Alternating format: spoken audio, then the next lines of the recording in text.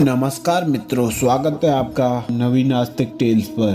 तो मित्रों, आज हम आपको बताएंगे कि भगवान श्री कृष्ण ने कैसे हनुमान जी की मदद से सुदर्शन चक्र, गरुड़ जी और सत्यभामा का घमंड दूर किया। तो मित्रों, बात उस समय की है जब एक बार भगवान कृष्ण ने सत्यभामा के कहने पर उन्हें स्वर्ग से पारिजात वृक्ष लाकर दिया। तब सत्यभामा को यह अहंकार हो गया कि वह सबसे सुंदर तथा भगवान की सबसे प्रिय रानी है। वहीं सुदर्शन चक्र ने देवराज इंद्र के वज्र को परास्त किया और उसे इस बात का घमंड हो गया कि भगवान हमेशा उसकी सहायता लेते हैं और भगवान श्री कृष्ण के वाहन गरुड़ को अपनी गति और बल पर अभिमान था। वह यह सोचता कि भगवान उसकी सहायता के बिना कहीं नहीं जाते हैं। यह सब जब भगवान को पता चला तो उन्होंने हनुमान जी को स्मरण किया। हनुमान जी राज दरबार जाने के बजाय द्वारका की एक सुंदर वाटिका में पहुंचे और वहां जाकर पेड़ तोड़ने तथा फल खाने लगे। यह बात जब श्री कृष्ण को पता चली तो उन्होंने गरुड़ को सेना के साथ जाने को कहा, लेकिन गरुड़ बोले, हे प्रभु, एक वानर के लिए सेना की क्या आवश्यकता,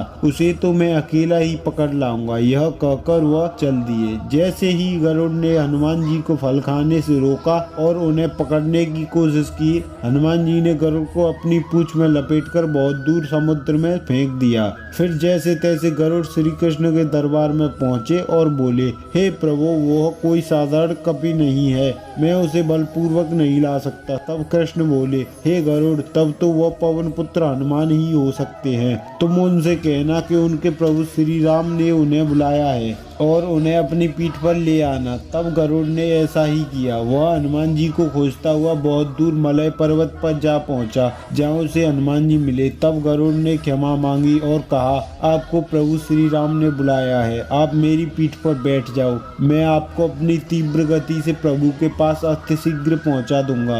वैसे भी आप वृद्ध वानर हैं। यह सुनकर हनुमान जी प्रभु की लीला समझ गए और बोले, आप चलो, मैं अभी आता हूँ। तब गरुड़ वहाँ से चले गए। इधर भगवान वासुदेव ने श्री राम रूप धारण किया और सत्यभामा को सीता की तरह अपने पास बिठाया और सुदर्शन चक्र को आज्ञा दी कि बिना मेरी अनुमति कोई अंदर न आए। इधर हनुमान जी गरुड़ को विदा करने के बाद तीव्र गति से उड़कर उनसे पहले द्वारका पहुँच गए।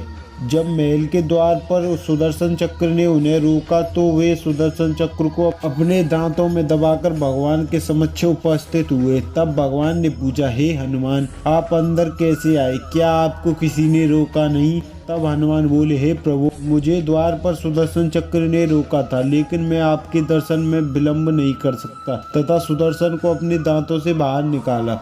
तब हनुमान बोले, हे प्रभु, माता सीता कहाँ हैं और आपने यह किस दासी को अपने पास बिठाया है? यह सुनकर सत्यभामा अत्यंत लज्जित हुई, क्योंकि इतना सजने समझने के बाद भी हनुमान ने उन्हें दासी ही समझा।